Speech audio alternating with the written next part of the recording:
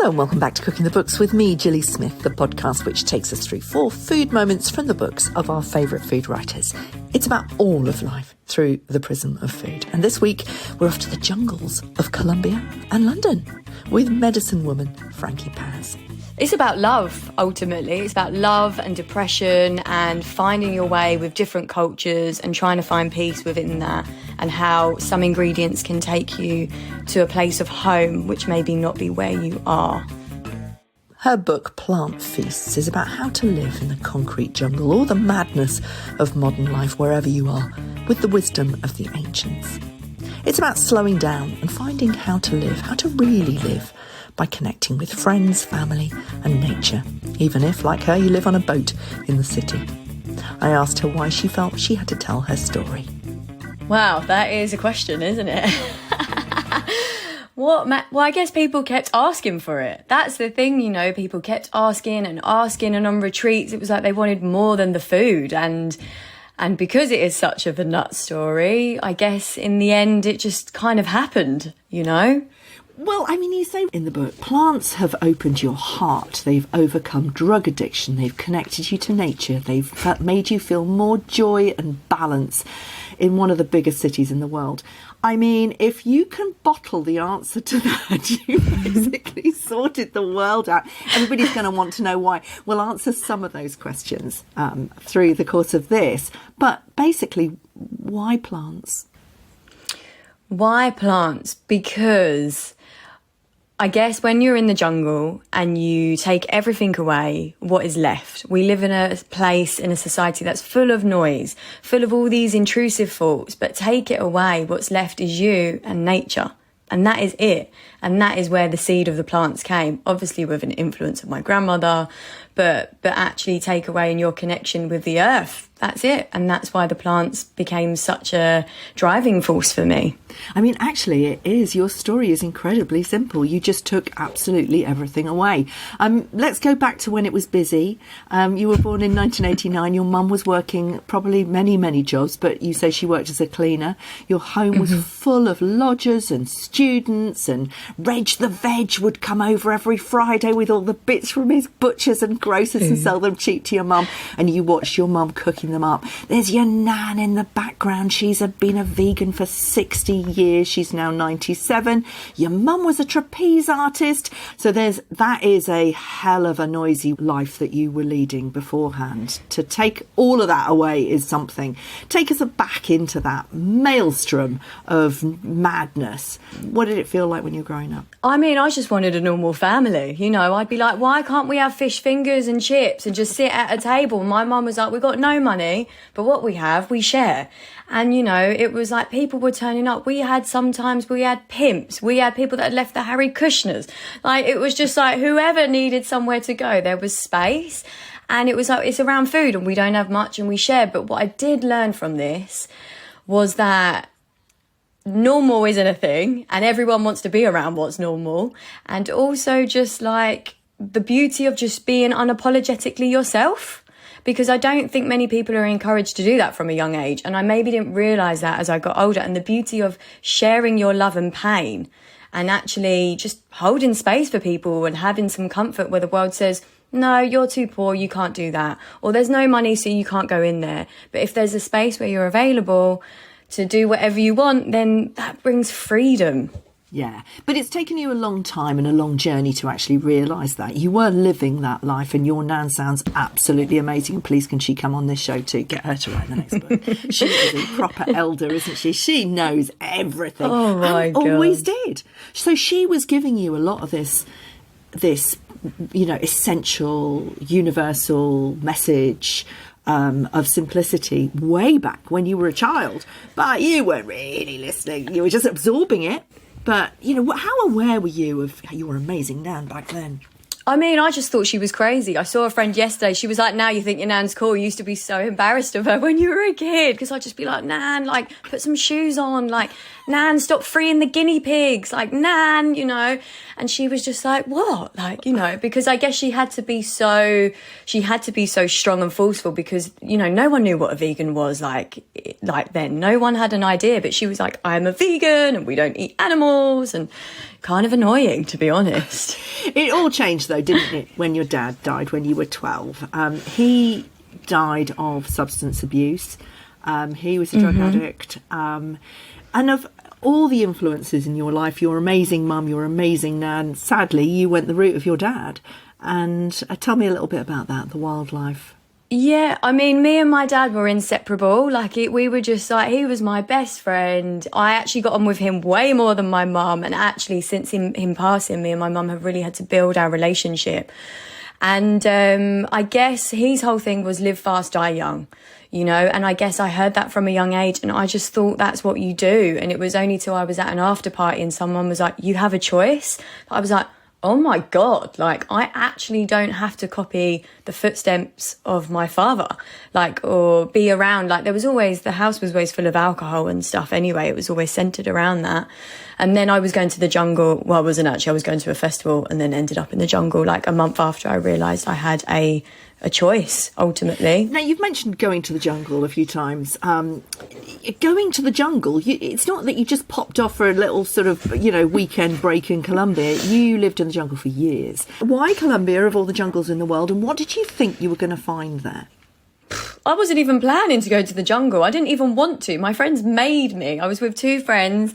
We'd just come back from Burning Man and they were like, we're going to the jungle. And I was like, I'm not really up for it. I'm fine. My life's fine. I'm great. Blah, blah, blah. And then I got on the boat and met a man and that was that. I fell in love and then was married to him 6 months afterwards. And he showed... And he was from South America. He was from Colombia. He was kind of living with these tribes and travelling with his art and living very simply. And I kind of then just went off with him and fully immersed myself. I didn't see any white people for years. I didn't speak English. I just totally immersed myself and really learned simplicity and connection, as hippie as it sounds, to the earth, So... But at that point, you were beginning to put things together with what your nan had told you and the spirit of your mum? Because you were doing the community of your mum, you were doing the plants of your nan, you were listening to the earth. Were you still making that connection yet or not? No, I think in the beginning I think when I was learning to give up the drugs, it was really uncomfortable. I was having boils on my face, all kinds of stuff. Was this in Colombia? This was in Colombia, and it was I was detoxing, I was eating raw foods, I just my digestion was terrible. And when I was doing that, I started to realise that the reason I was numbing was because of the grief of my father. And it was how does a little girl lose her best friend and no one around has the emotional awareness? It's a bit different now, perhaps, but no one knows how to explain to a 12-year-old, your father is never coming back and you will never feel this hole inside of you. Because that's what death does. It creates a hole inside and you learn to live with that hole. However, I didn't learn how to live with it. I just learned how to numb because that's what I was around. And that's just what I'm actually a society. It's still a little bit like that, to be honest. So after I kind of realised kind of more of the reasons and stuff, I then started to see how I love diversity. And actually that's what my mum was all about. And then as I was sitting around the fire and they kept talking about these stories of the land, I just was like, God, it's kind of quite similar to my grandma, actually. And then it kind of started to chime. Yeah.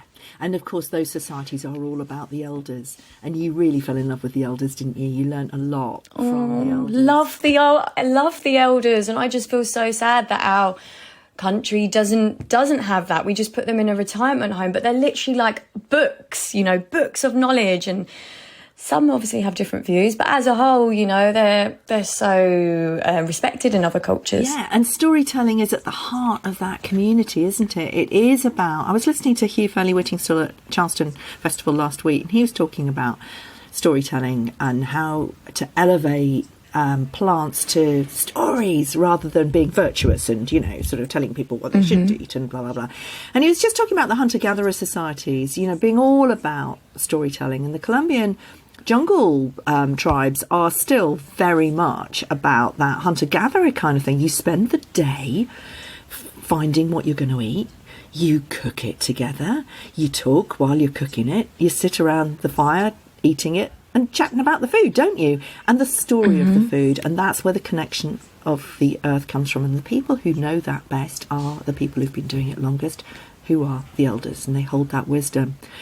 I mean, when you first experienced that, What did it feel like to you?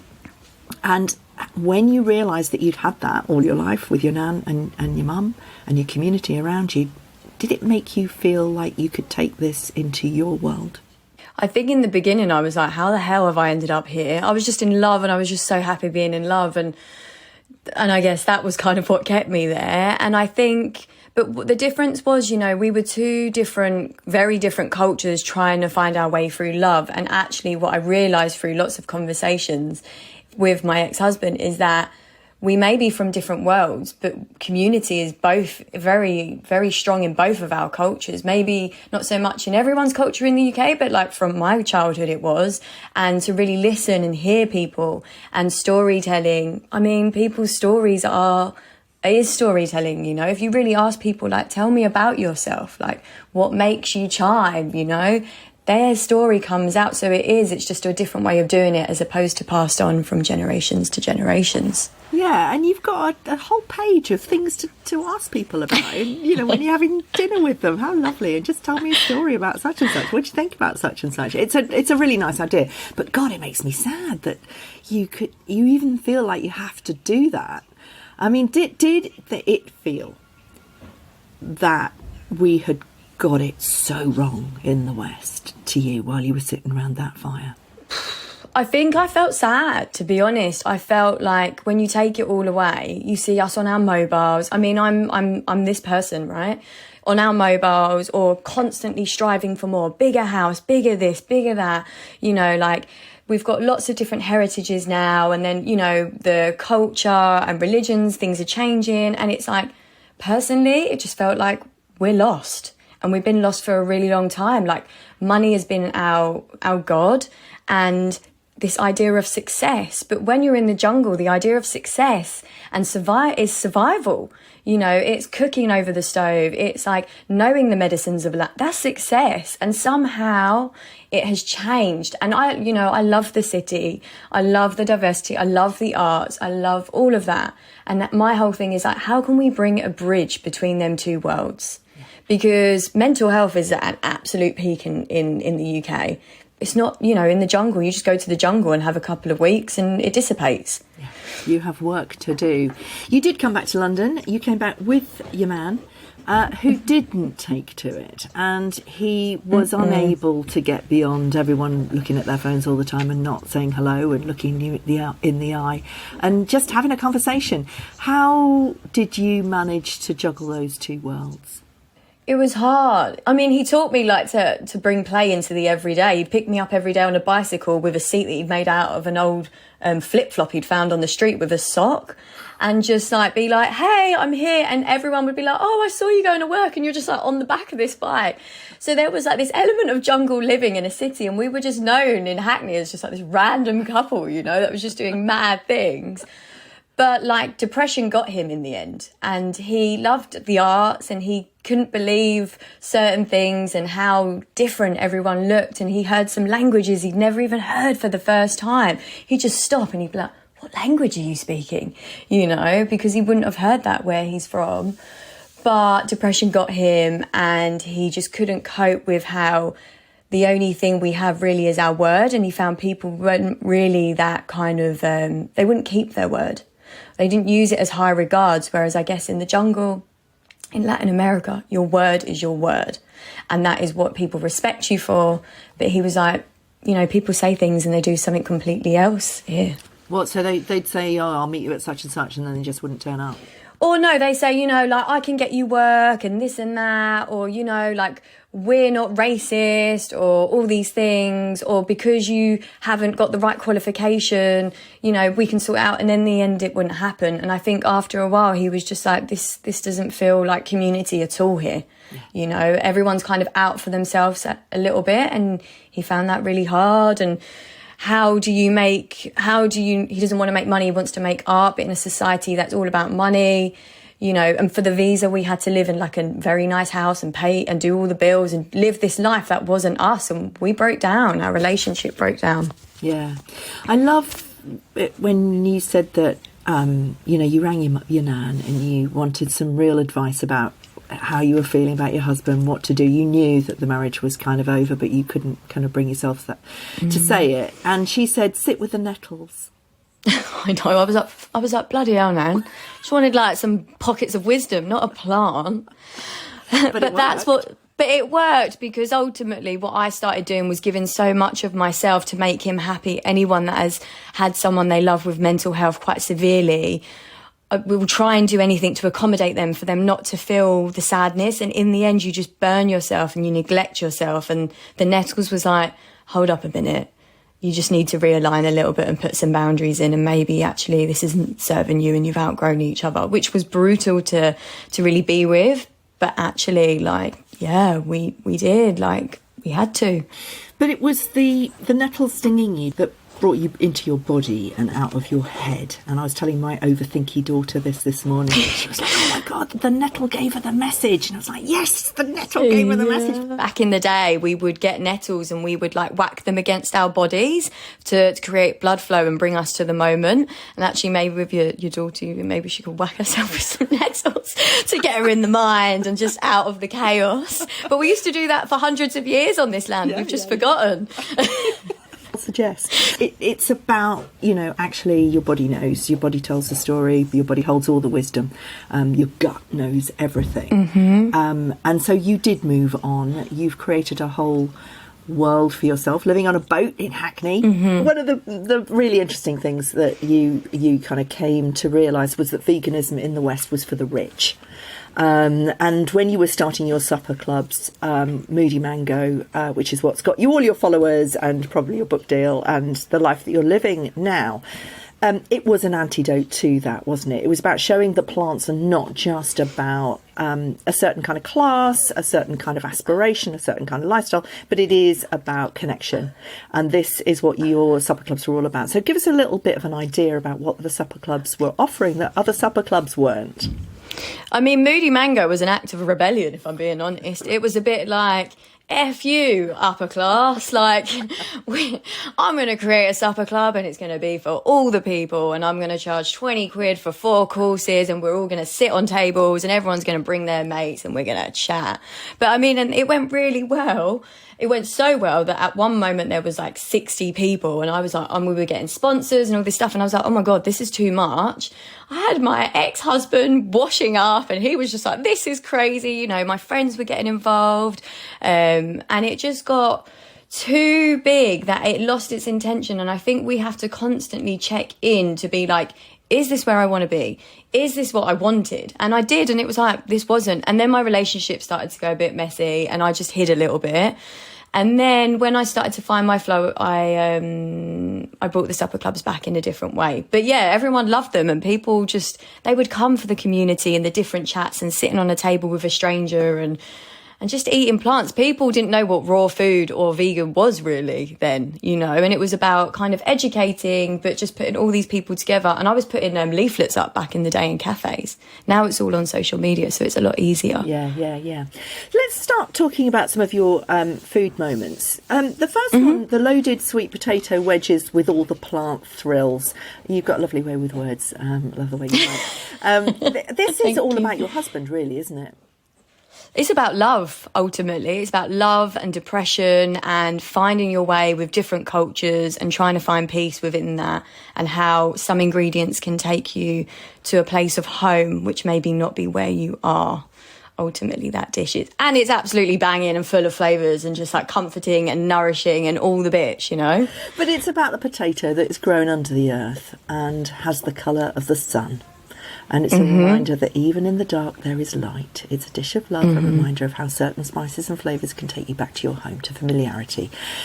When your ex-husband now came to this country, you saw the world through his eyes, and it's always really useful to do that. It's another tip of the elders. You don't even need to go very far to look at the world through someone else's eyes and see it completely differently. How do you see London now that you've moved on from that relationship, but you carry with you the vision of London through his eyes? Yeah, I mean, I'm not going to lie, it was a little bit difficult in the beginning, because it's almost like someone's taking your rose tinted glasses off of something, and then you're like left with chaos. And I think if we all looked at more the perspective of others, this city would feel a lot kinder and we would have a lot more empathy. And I think actually that is a key thing in order to have more compassion. And I love London. You know, it's so hard. People are like to me, wouldn't you move to the countryside? And I spend a lot of time in the country, but I think actually we can learn a lot from a city. My intention to coming home was finding peace in the chaos, and I have found that through living as I do and eating lots of plants and having community and having difficult conversations at times. Yeah. And I guess that is kind of how I integrated that, kind of bringing that jungle live into a concrete jungle and trying to find, again, the bridge. And that sweet potato, as silly as it may sound to some, is a reminder that life is a little bit dark sometimes, but there is always light. You just sometimes have to really search for it. And it's always there, you know, like the fire is always within us. Just sometimes it's a little bit dim, and then sometimes it's so big that it can burn people. Yeah, absolutely. I mean, I think that you're absolutely right. The concrete jungle is a great metaphor. And your second food moment is about sharing a home with Sabrina and the diversity of your life. The cream jerk shrooms. Tell us about Sabrina. Tell us about the diversity of cuisines, of just mashing up loads of different cultures and coming up with something very beautiful. So I guess like after the jungle, I was very Latin inspired. Everything was very Latin and spices. But my friend Sabrina, I grew up in London, so all of my friends are from different heritages. They've all got different grandmas. I've got loads of auntie and uncles because of it. And I was living in a squat. She was like, you can't live here. It's disgusting. I was happy to just have my own home, but she was like, there's mold. So I slept on her sofa for 6 months, and we would cook and we would talk, and she eats a lot of meat. And it was like, we would talk about our grandmas and our heritages, and we would kind of talk about how I could make her chicken dish vegan. And she'd be like, oh, I don't know if I like them plants, but then she'd eat it. And we would meet there, and we're from very different backgrounds, but we've both been told for a different reason. She's of a Jamaican heritage, and that she can't do things for certain reasons, and I couldn't do things for certain reasons. And I guess we met in that. And she was home for me, you know. My relationship with my mum has been up and down, and she's almost like an auntie that's just like, here, have a sofa, let's talk, let's share our friends, let's share our communities and share my home, you know. And that dish was born from sharing spices. I mean, she'd always be like, you need more spice. White people don't put enough spice in. And anyway, so there's a lot of spice in that dish. Fabulous. Your third food moment is about your inner witch. It's your stay up till sunrise potion, and it is about you're bringing together your old life, you know, the dancing till dawn, the parties, the wild parties, but staying off the substance, staying away from or making the choices to really make the best of every single experience. Potions. Tell me about potions. Oh my God, I love a potion. I think we all have a witch and wizard channeled inside, and we just forgot to play with them. So the potion is all about fun. Like, we just don't have enough fun in cooking. I feel like sometimes it's so serious, and it's just like, it doesn't need to be. So the potions are just like kind of herbs and their stories and how they can kind of bring an energy to us. So the stay up for sunrise was like, my mates party hard. I wanted to keep up with them, but I didn't want to follow my old ways. And it was a way that I can bridge that world.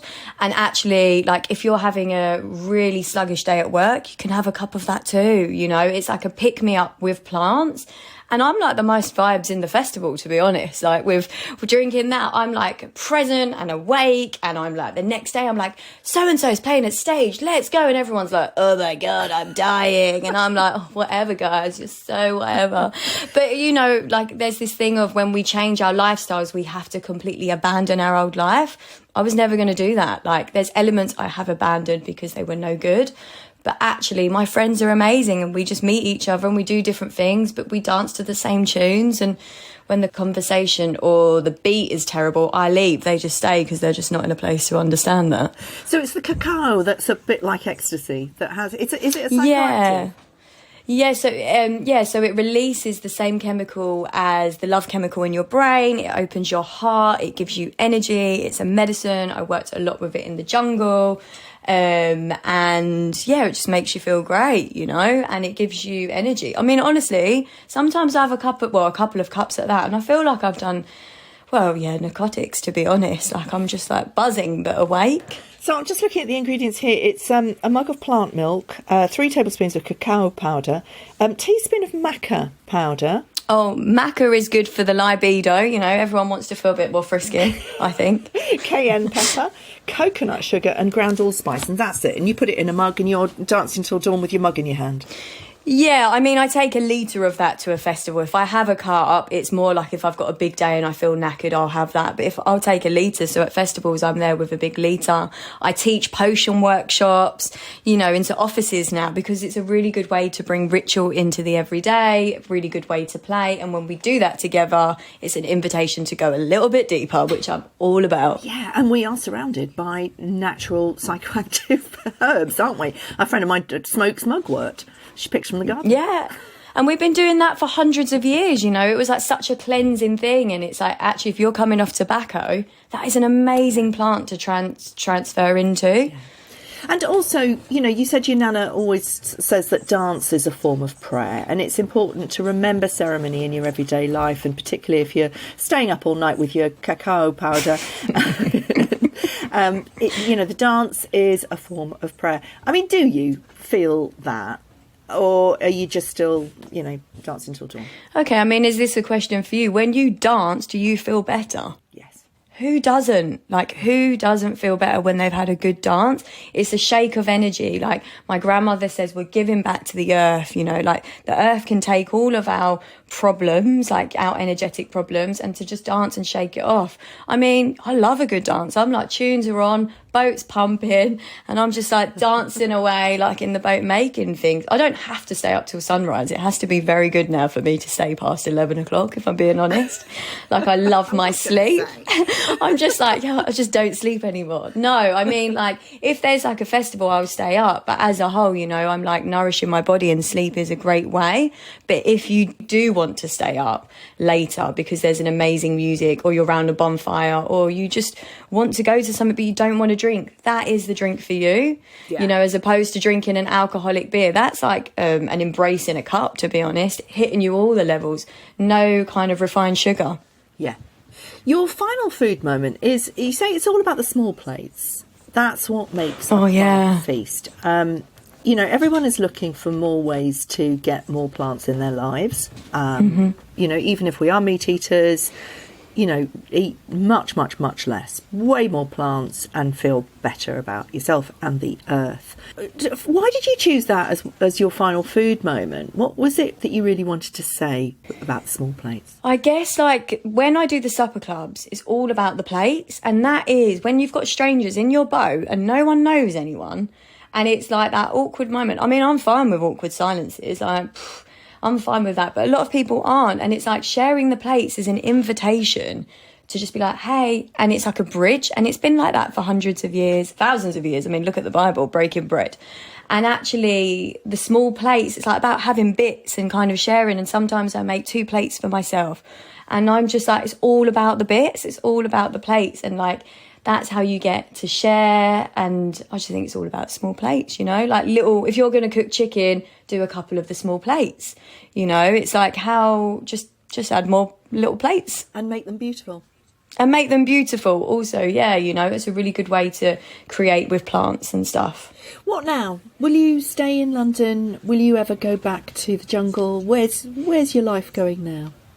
To be honest, I don't know. I mean, I'm really passionate about what I do, and I think so many people have this narrative that there's no community in London and whatever, and what I'm doing is changing that narrative. You can find balance, you can make London work for you, and you can you can change things when society tells you, you know, you're probably going to end up like your dad at 40 dead, you know. And actually I feel like London's the place to do it. Maybe in the country it will change, but London's got my heart, you know, it always has. I don't know what's next for me, I'm just up and seeing how it flows. Thanks for listening. Head over to my Substack and Extra Bites for even more, if that's possible, from Frankie. And I'll see you next week.